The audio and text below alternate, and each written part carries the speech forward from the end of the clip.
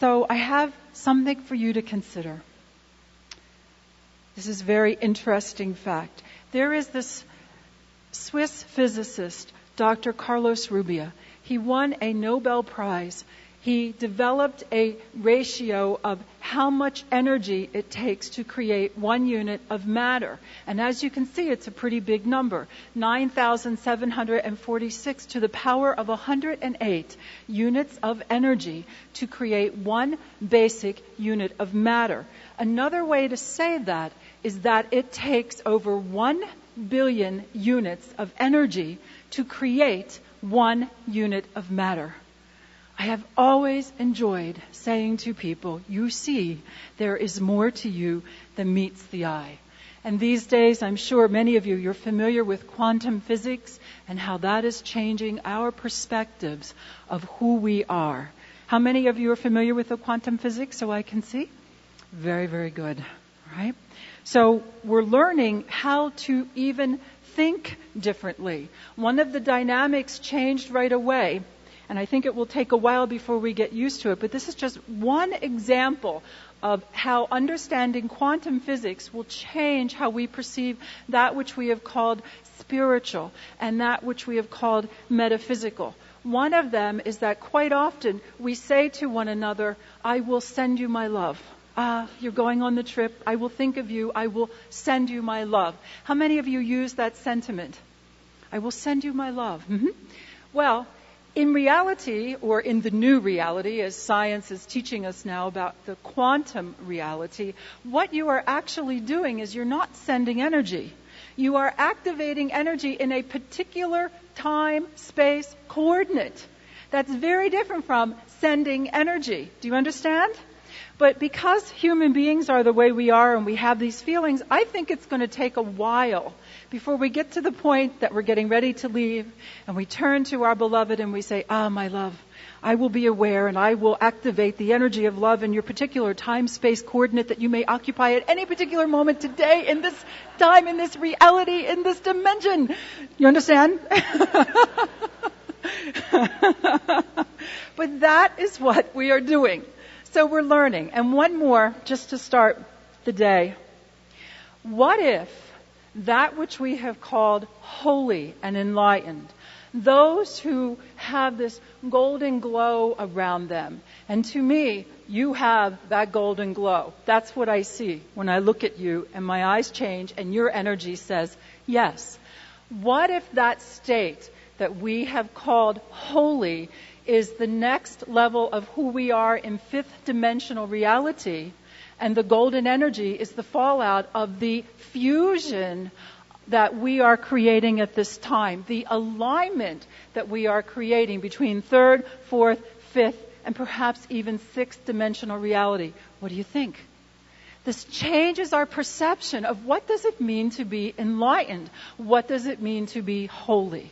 And I remember when I started to see the golden energy change in the dynamic, I'd always seen it since I was a child. It was in the air, it kind of moved back and forth, it was around people. But in my 20s, I started to notice when people touched, there was something happening. And what we are doing, first I thought, so this is the final, there's 3 dynamics we're covering this morning that indicate changes in our reality and changes in our perception. I thought for the longest time, up until about 2 years ago, that we were actually exchanging the energy. But my sight has changed. And what we are doing when we talk with one another, the work we did together here yesterday, when we say yes to one another, to hear one another, to appreciate one another, we actually amplify the energy within ourselves. And as you amplify the energy of wholeness, holiness, fifth dimensional reality, because you resonate with that, people that are around you, if it is appropriate for their reality, they respond. What do you think? So these are some of the new dynamics of energy as we have evolved. Our brains, our nervous system, our understanding, and what it means to be living in a time that we are discovering more about quantum physics. What do you think?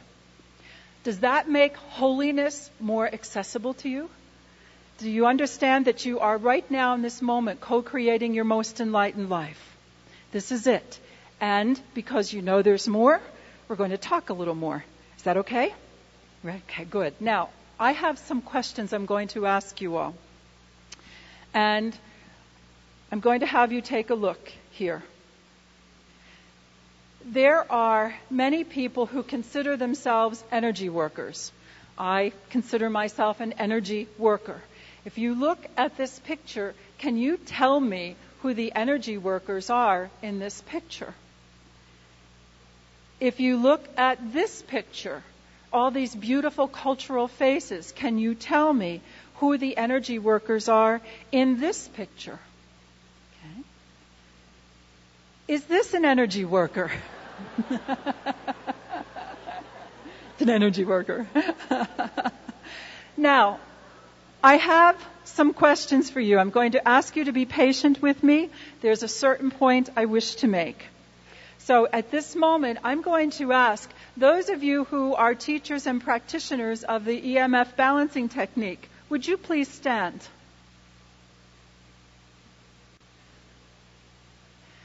And I want to thank you for taking the time to come closer to learn this work. Stay standing. The people in this room, they're from Argentina, Canada, Belgium, France, Germany, Colombia, Argentina. Who did I miss? Chile, New Zealand, Australia, Spain, Venezuela. All right, good. Russia. There you go. Mexico. Good. United States. Phew. And there's someone here from New York. That's another place. Stay standing, please. So now, I would also like to ask those of you who practice any other form of energy work, would you please stand?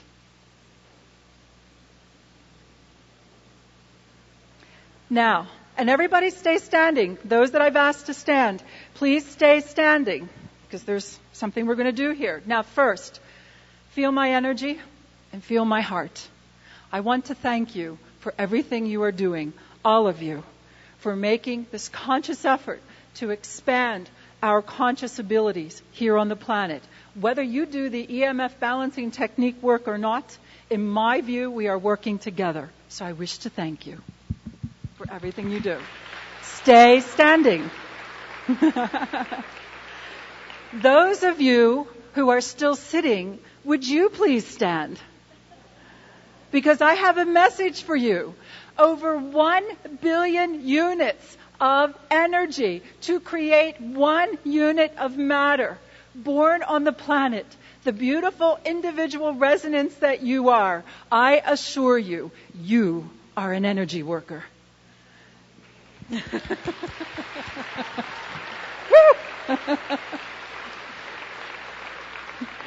Thank you. So we'll have a seat. So tell me now, who is the energy worker? Everyone. Everyone. Great. Some of us may be a little crazier than others. That's okay. Remember I told you yesterday, we are people of the edge. We go to the edge to be able to expand our consciousness and our abilities. The biggest challenge at this time is how do we stay centered? How do we stay stable as everything is changing so quickly? And for me, that's working with the lattice. And for those who come close and do this work, it's working with the lattice to hold that energy. So in October of last year, I had a chance to take part in an event. In England, and it was with Lynn McTaggart and Bruce Lipton and Sir Rupert Sheldrake. It was a scientific event, and this was in their brochure. It said, we are surviving in a world of competition and struggle. Suppose we are not separate.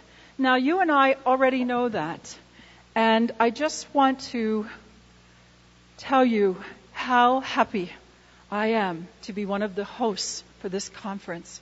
For me, this is a fabulous dream come true. We are a community of consciousness. Who are we as that community of consciousness? We are capable of many, many different things. We are a very empowered group, and yet there's still separateness that occurs. I'm going to tell you my story. It's an infantation, one of the little facets of my story. You decide what you'd like to do.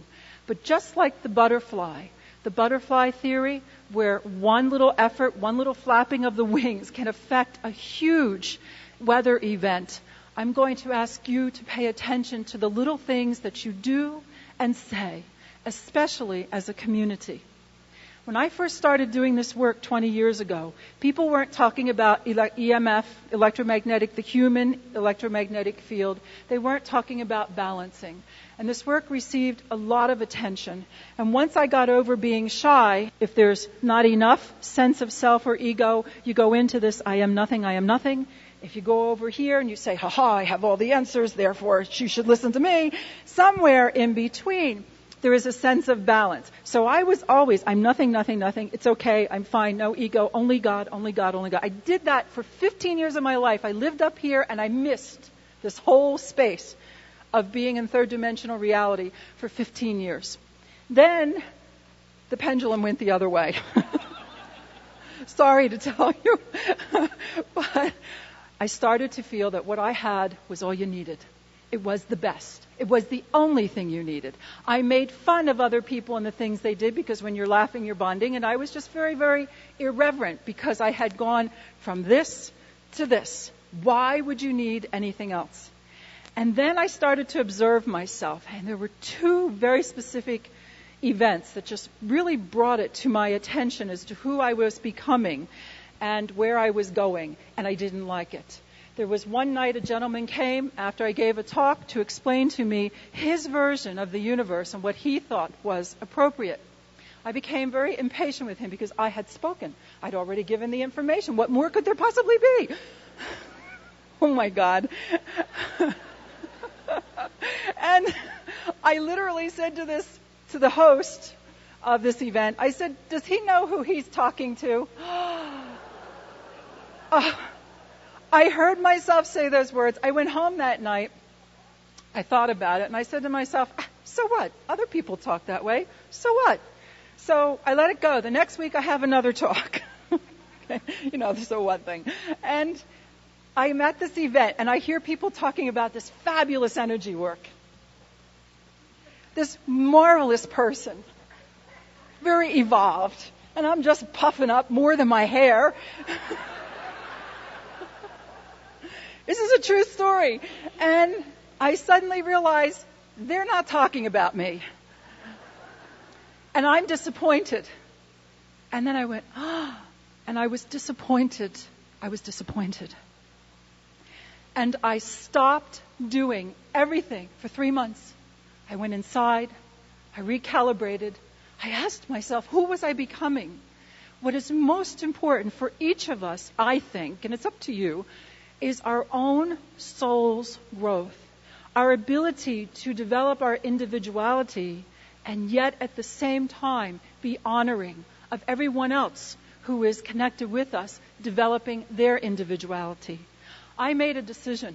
I made a decision that I would honor every single person's effort in expanding consciousness, and I've had the opportunity to live that again and again and again. I may not understand. I may not agree. You might feel that when you look at what I'm saying, but you deserve my respect because you are making an effort to expand consciousness. Now, I'm looking to keep company with people who understand that even if we're different, we are building together. Why would that be? Because we are a culture unto ourselves. Yes, there is a lot of energy, but again, I talked to you yesterday about organizing. I believe that when we become more organized and more supportive of one another, because I can tell you over the years, this has been one of the hardest things I have ever done, to build something with people misunderstanding and just keep going to get to where we are now, especially when you're so conscious that we are all connected, that we are all one. So I'm asking you to be mindful, to be mindful of how you talk about one another, to be mindful of how you treat one another. Remember that what you say, even when someone is not around, it still affects the relationship. It still affects the reality. Do you understand? So that was my decision. To me, that's an evolutionary decision. Are there any evolutionaries in this room? Thank you so much. Now, I'm going to stay centered for just a moment, extra centered, because I was able to set my ignorance aside. I've had a lot of beautiful relationships with many beautiful people over the years. And I want to stay centered for this, and I want to do this honoring. Martina is here with the tachyons. Tommy is not here on this level. This is her partner, Tommy Thompson. About 10 days ago, he transitioned. Suddenly. This is a young man who is full of life. I encountered his work 10 years ago. Somebody put one of their pieces of tachyon in my hands. I was so amazed. I said, somebody knows what they're doing. And then, maybe 6 years ago, we met Tommy and Martina. And they have been our friends. We've helped them publish their book in English here in the United States. We work together. We're two different energy systems. And yet, whenever we see each other, we get together. We talked just 10 days ago. I told Tommy. He said something about my work. He gave me some sort of guidance. I said, Tommy, thank you so much. I said, your wisdom is always right on. Thank you. I'm so glad I didn't miss him. I didn't get it, that I didn't just go by what he has to offer, that I had a chance to spend time with him. And it was interesting, at that dinner that we were having in Russia, I said to him, Tommy, you know how people, when they're growing up, children say, I want to be a fireman, or I want to be a doctor, or I want to be a lawyer. I said to him, when you were growing up, did you say, I want to travel around the world, and I want to teach people about tachyons? And I said, could you have envisioned this? And he laughed, and he said, but I love it. I love doing it. And with he and Martina, his partner, they have traveled the world teaching people about tachyons. And I think their teaching is very, very valid. And I'm so glad I didn't miss him. I will miss him now. I understand that we go on, but there's nothing like being in the flesh when you hang out with your friends and your family. And they do transition, and we do go on. I would ask you for this moment to send Tommy a big love hug, to thank him for what he has done, and tell him that we remember him. And please stop by and remember Martina. Love you, Martina. Okay. So, don't miss each other. Don't miss the opportunity to appreciate what you have to give. As a matter of fact, in Tommy's memory, would you turn to each other and say, I appreciate you. I appreciate you.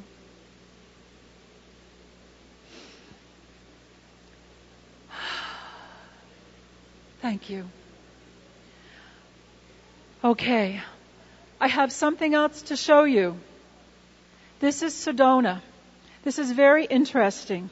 The first time I gave this talk, this community meeting, and I've been giving these community meetings all around the world, 2 hours, where we talk about how we can support one another. What can we do to help our culture become stronger in who we are? 2 years ago was the first time I gave the talk. An hour after I gave the talk, it was at the Summer Light Conference in Mount Shasta. There's a fire, a synchronistic event. A fire broke out here in Sedona. It was very humbling to come home and see the fire on the ridge. And every day when I woke up and I looked out over Sedona, what I noticed was there was a big cloud of smoke. And it took me 3 days, but by the 3rd day, I realized what I was seeing. In effect, what I was asking was that we clean ourselves up a bit, that we make ourselves a bit more clearer with one another and with the world. And to me, this was a giant smudge. And it was so interesting to listen to the people on the news. They said things like this with a straight face. The fire continues to burn in Sedona today. It is a place that is known as a New Age Mecca for New Age type people. With straight face and very seriously, there is fear that the energy vortexes of Sedona may be harmed through these fires. So are you an evolutionary? Yes, you are. Good. So yesterday I showed you the lattice. I'm just going to quickly review this because I have an animation I wish to show you. This is a system in your energy anatomy. It is, in one language, the strengthening of the vessel so you may hold as much of your divine charge as you possibly can. In another language, it is an interdimensional, hyperspatial construct. It is so that you may hold and express and translate the multidimensional being you are.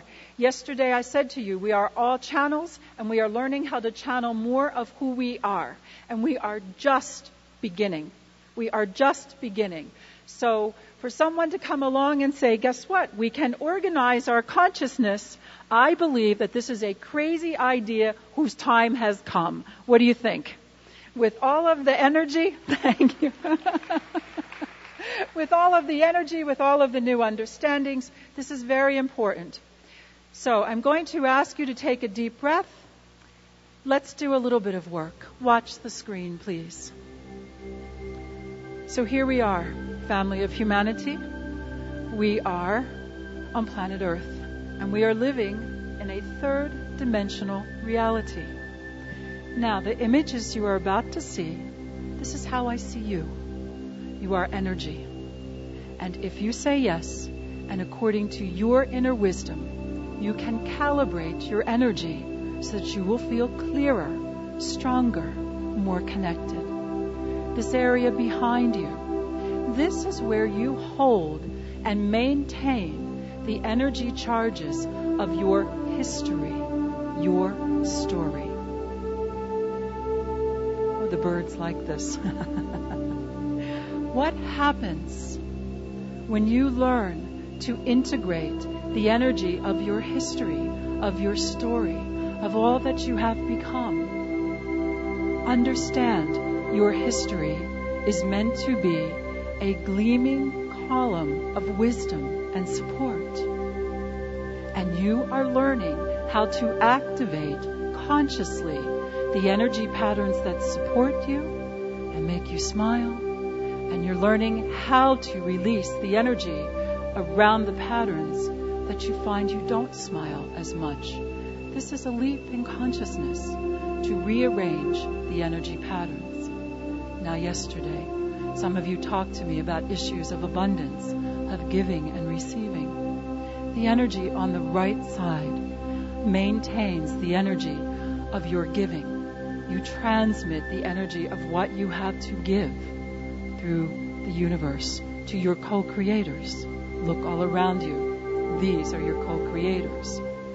Now, for this group, caregivers, the left side is where you hold the energy charges and maintain the energy of receiving. Do you have enough energy charges open on the left, active, so that you may receive the support that's necessary for you to live your life? Take a deep breath.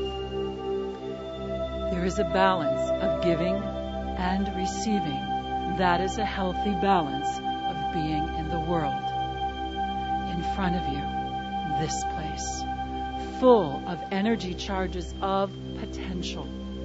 You have infinite possibilities, learning how to empower the potentials that you choose to manifest.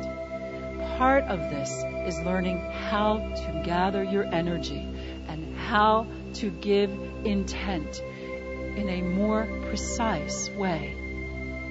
The martial artist gathers their energy so that they may break a board. They gather their energy so they may break cement. There is another way to gather your energy so that you may co-create your most enlightened life. This room is filled with this infinite potential. Take a breath, dear family of humanity. And from the infinite potential within me to the infinite potential within you, and in honor of each of our unique beliefs, your potential, choose a potential that you would like to manifest. Take a breath. What are you willing to give into the world? Honor the support and the energy that you have created of knowing through the years. And be willing to receive. Breathe.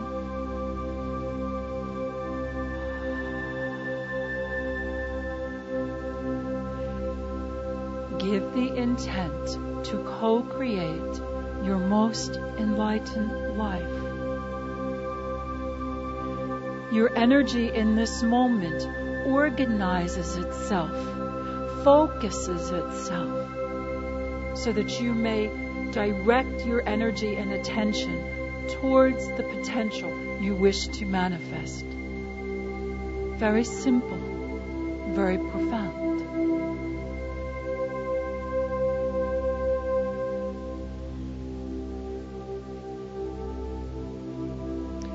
This symbol. This is the symbol of this work, the EMF Balancing Technique. It is also the symbol of the evolving human. It is an invitation for you to strengthen the radiating of your heart center, your heart energy, and to love with all that you are. Why not? You're here. Breathe.